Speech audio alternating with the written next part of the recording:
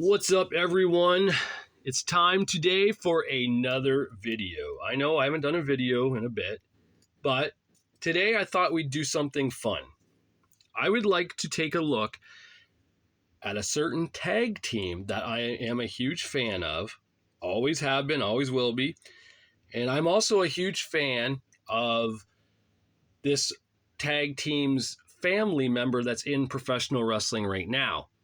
That being Braun Breaker, the new Intercontinental Champion, of course, is the son of the dog-faced gremlin Rick Steiner. The uncle is Big Papa Pump Scott Steiner. And Braun has both his dad and his uncle in his wrestling ability, in his promos, in his look. He's like really gifted. It's hard not to be a fan of the guy when I was a fan of his dad and his uncle. So today I thought, let's take a look at Rick and Scott Steiner on the magazines. Now, I'm pretty sure I've never done a Steiner Brothers magazine video. I checked my YouTube and I typed in Steiners, and stuff that was coming up was for other things, other videos I did. I did not see a video on Rick and Scott Steiner magazine covers. So I thought, let's take a look at Rick and Scott, the Steiner Brothers, when they graced the magazine covers back in the day. Here we go. The first one is Sports Review Wrestling. And we got Rick and Scott at the bottom there, the new United States Tag Team Champions. They defeated Beautiful Bobby Eaton and Sweet Stan Lane, the Midnight Express, at a house show, I believe it was, to win those U.S. tag titles. Would go on to have a really good match with the Nasty Boys at Halloween Havoc 90 for those belts. That was an incredible match, and I think it outshined the tag team title match between Doom and Arn Anderson and Ric Flair that night. Wrestling Superstars, February 91.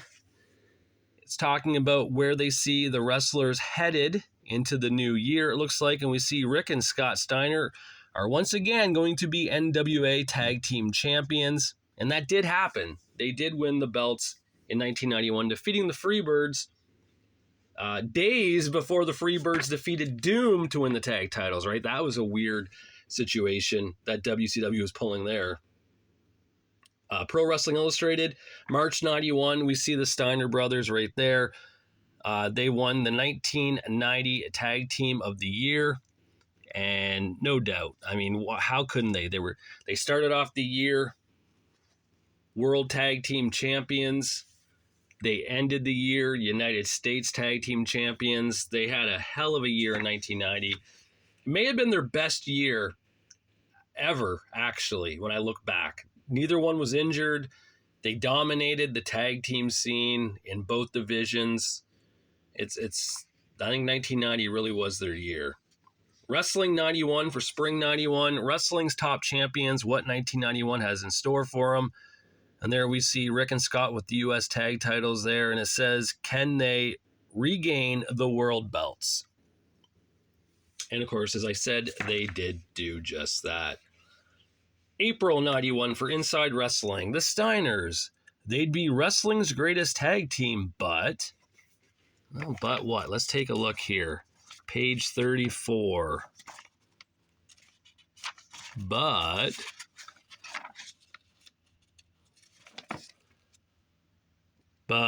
what? It doesn't say anything. It just says, but really? That's what I thought they're going to have something else to say. Okay. Weird. Inside Wrestling, June 91, Tag Team Thunder, Rick and Scott Steiner, the best is yet to come. The Legion of Doom, Mean and Hungry again. Of course, the Legion of Doom were in the WWF at this time. Steiner's still rocking it in the now WCW. It's no longer the NWA. And, you know, both teams were definitely the top of their game in both companies at that time in 1991. Wrestling 91 for Summer 91. It's just talking about Super Brawl 91. We talk about Lex Luger and Sting versus the Steiners. Can friendship survive?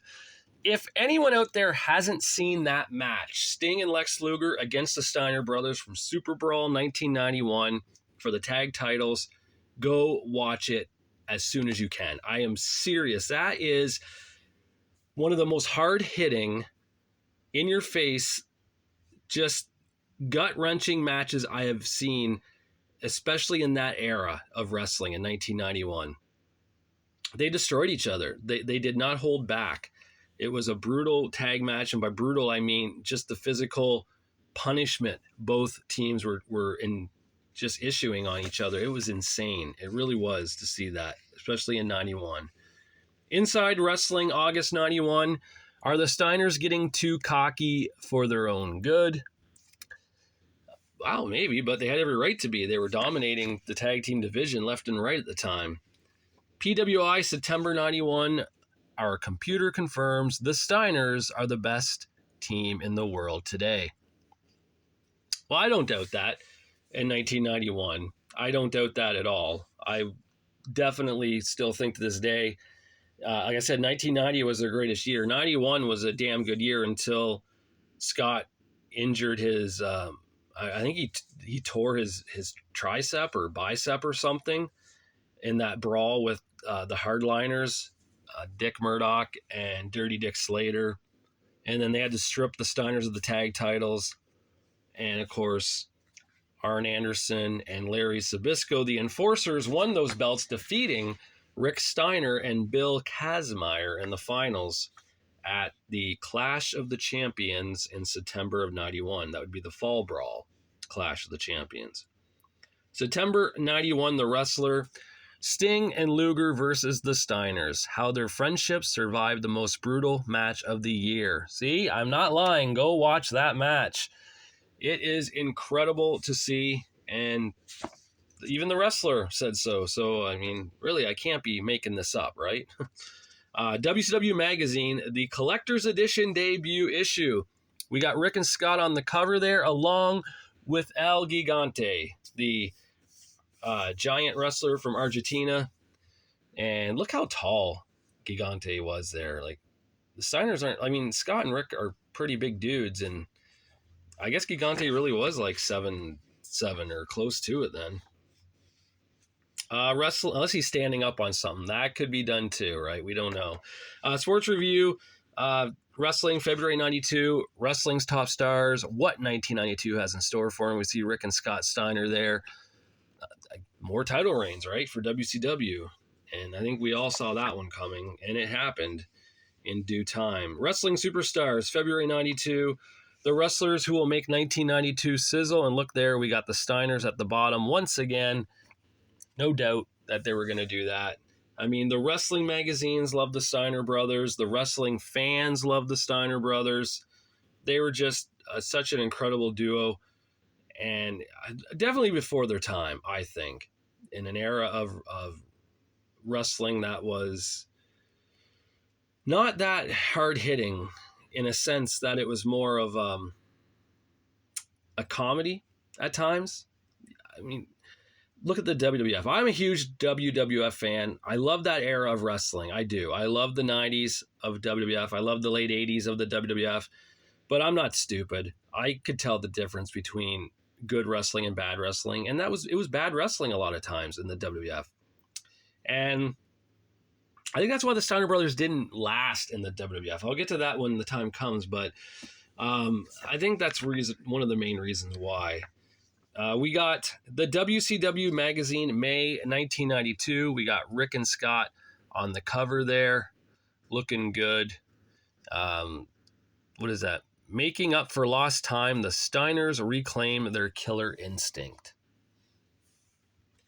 Wrestling Superstars, June 1992. We got some dream matches here, and what a dream match. Rick and Scott Steiner versus Chris and John Tolos.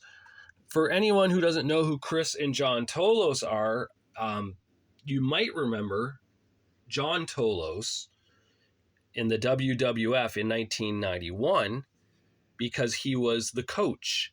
And not Jonathan Coachman, no, not him. I'm talking like the original coach, the guy who managed Mr. Perfect at SummerSlam 91 in his Intercontinental title match with Bret Hitman Hart. That was Coach John Tolos.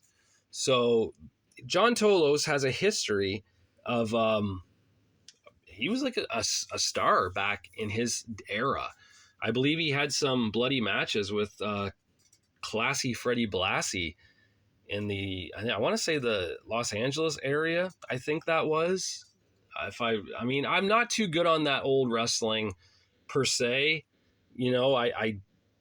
I was born in 1980, so anything I know from the 70s or 60s and such, I've learned through videos or through reading up on it, or just from magazine information when reading.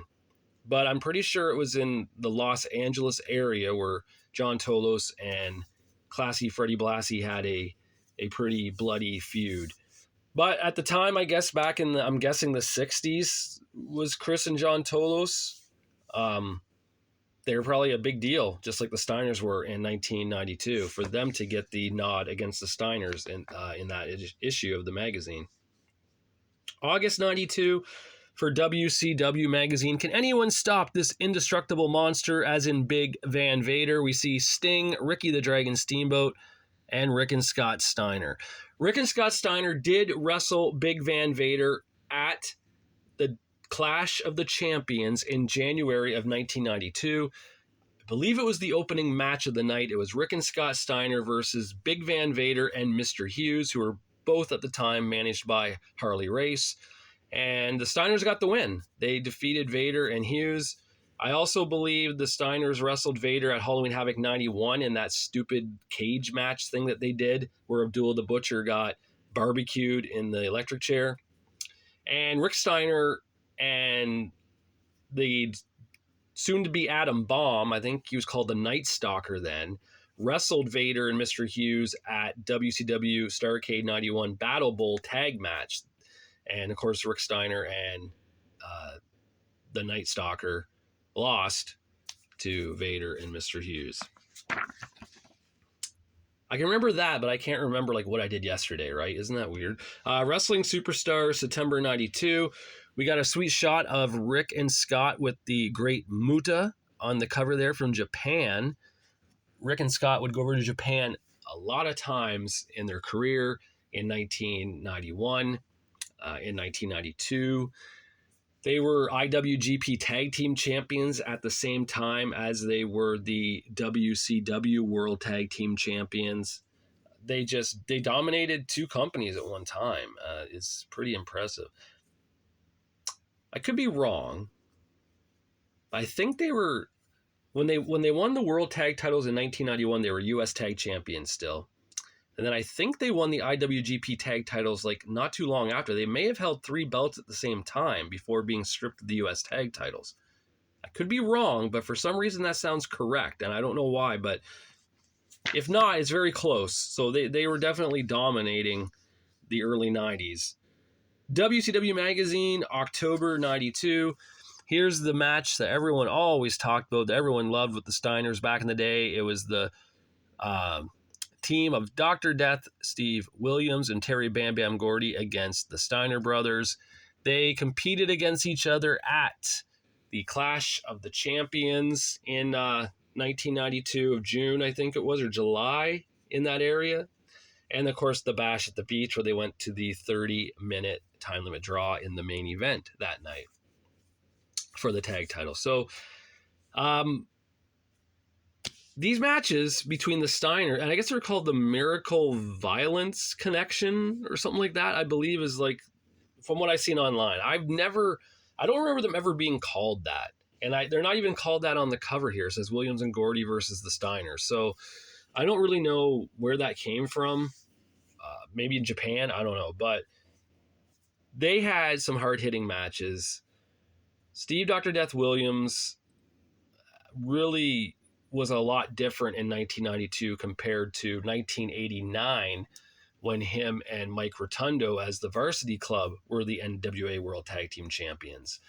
They were feuding with the Road Warriors back then and such, but the 1992 Dr. Death was something you never saw yet. He was new in the sense that he was just very physical. I guess that time over in Japan changed his wrestling style to the point where he just didn't give a shit, and he would go in there and just hammer. And so would the Steiner. So it was a good tag bout when it came to physical violence, in a safe way, of course, right? I mean, it's a physical, violent, hard-hitting, stiff way of wrestling between the two. tag teams. Wrestle America, November 1992. We get them on the cover there. IWGP, Rick and Scott Steiner Tag Team Champions. Then we get WCW, Terry Gordy and Steve Williams, the World Tag Team Champions, in a trading card kind of joke there, saying that the one team went to Japan, while the other team came to WCW. The Steiners for Gordy and Williams is a bad deal, is what Wrestle America says in regards for WCW in that situation. That is possible. That is possible because the Steiners were a dead set sure thing to stay in WCW, where Gordy and Williams would flake. Especially Gordy. Gordy flaked a lot in his career, right? He would go places and places and places and didn't really stick around too long at certain times.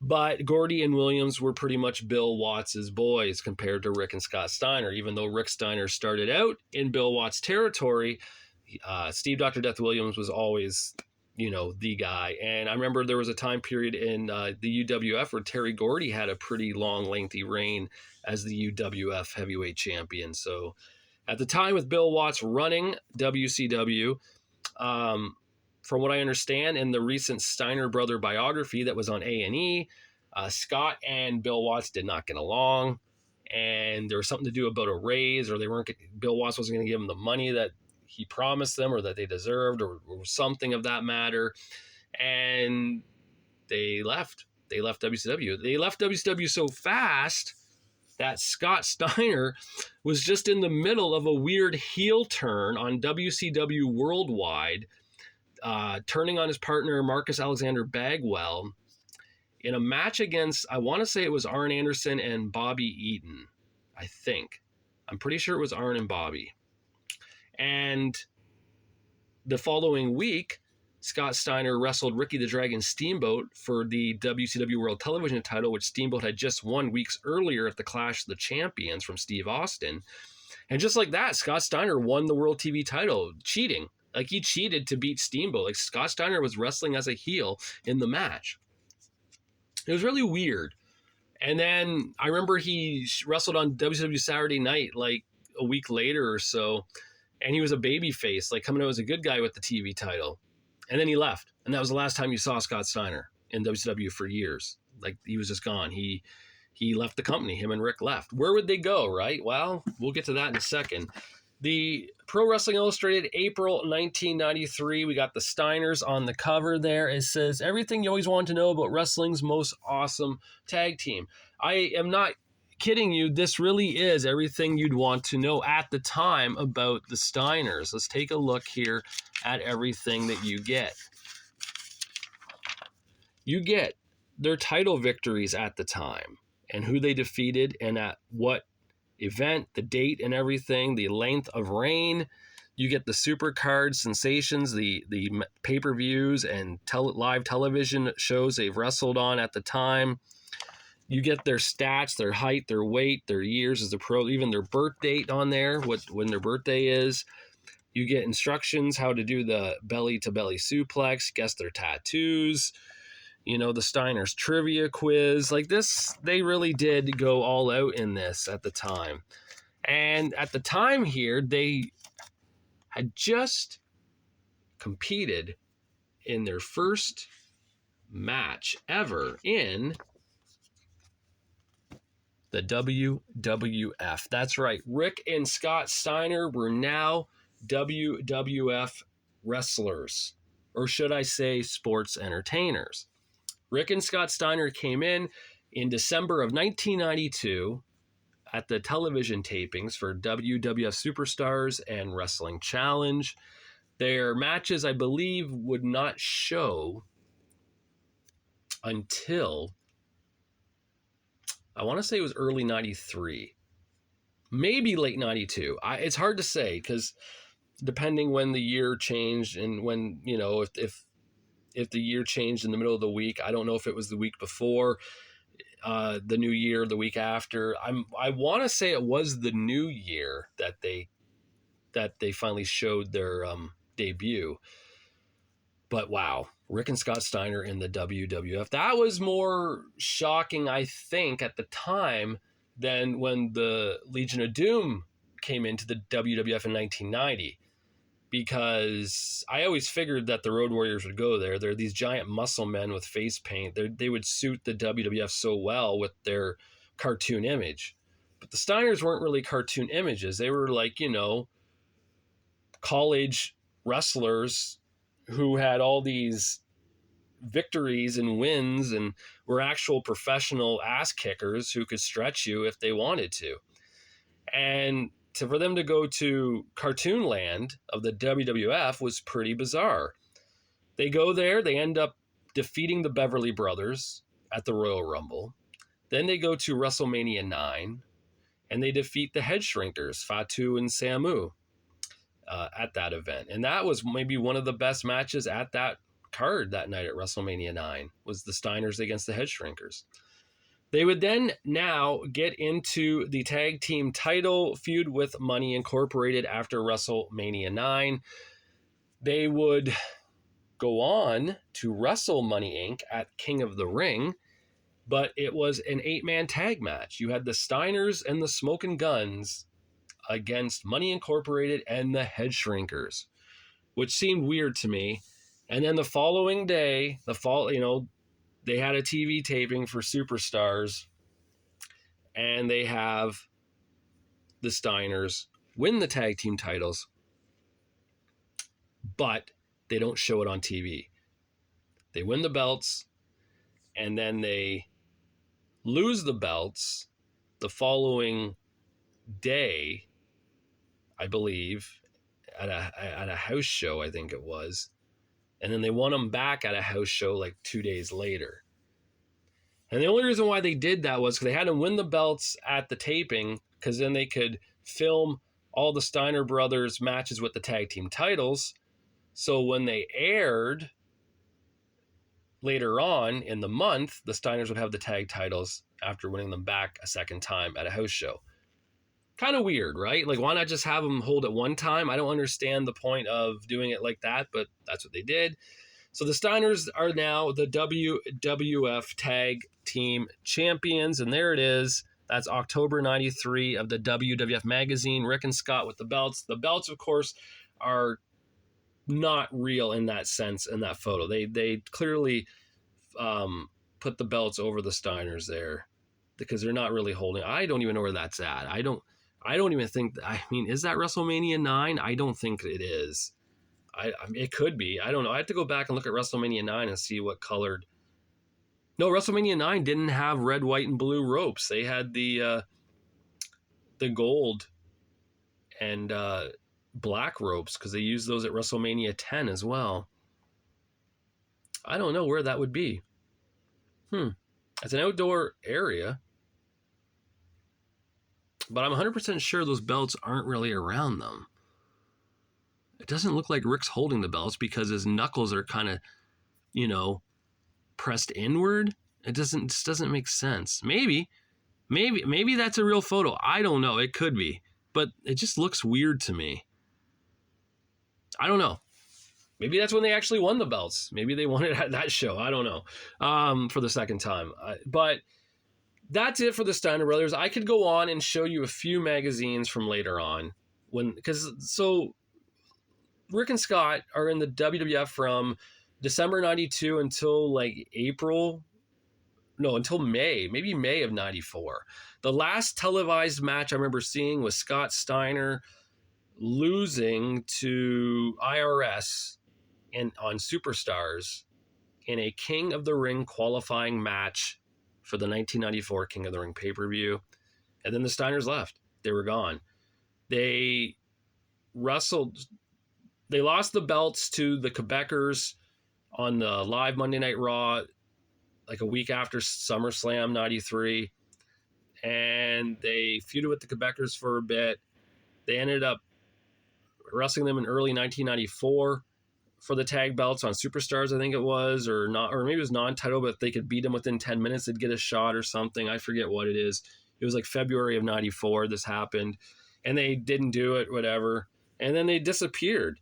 And at WrestleMania 10, I think everyone thought, well, the Steiner brothers will get the tag titles back at WrestleMania 10. How could they not? This is a huge event. WrestleMania is a huge show. The Steiners versus the Quebecers it's been written since September. How can they not do it? And what do we get instead?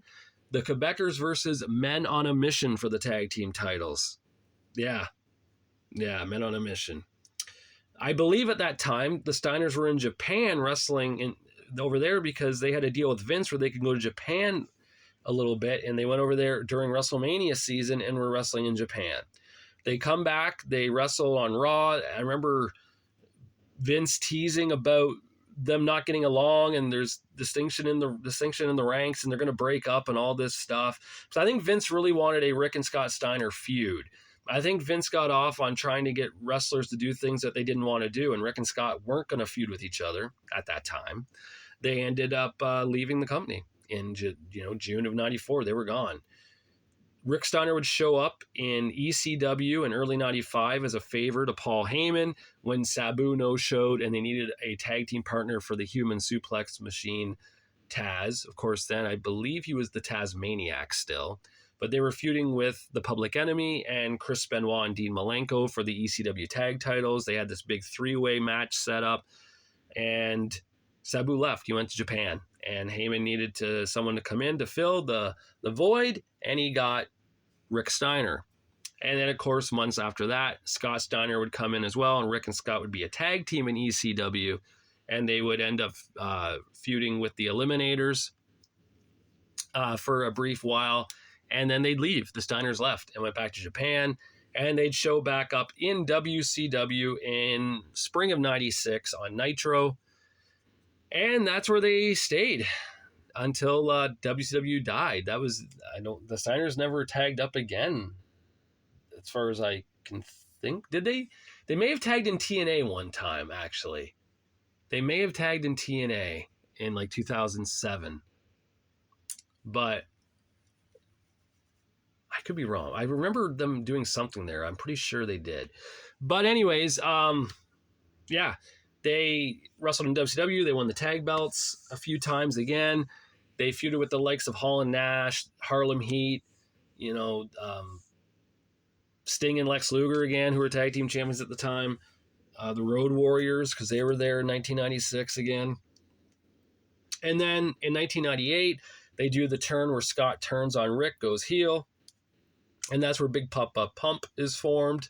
And Big Papa Pump, Scott Steiner, would go on to win, the television title again, the U.S. heavyweight title, and finally the WCW world title. And on the last episode of Nitro, Scott would lose the belt to Booker T. So that's it. That's it. That was the WCW and WWF career of Rick and Scott Steiner there. Scott Steiner, of course, as we all know, would go back to the WWE years later, and that sucked. Let's not talk about that, But I wanted to focus mainly on the era of the Steiners I loved the most. That was from like 89 through 94, I thought that's when they were at their best.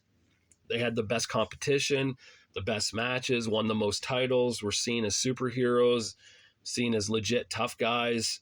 Had incredible matches, like I said, with the likes of the Nasty Boys and with Doom and with Sting and Lex Luger and with Arn Anderson and Beautiful Bobby and, Gordy and Williams, right? And then over to WWF where they had great matches with the Heavenly Bodies and Money Incorporated, and the Head Shrinkers. So that's the era of Rick and Scott Steiner I want to remember. And I hope you guys want to remember that era too, because that was the best for the Steiners. All right, guys, that's my video for today. Something fun. Hope you guys enjoy it. Leave a comment. What was your favorite Steiner brother moment match?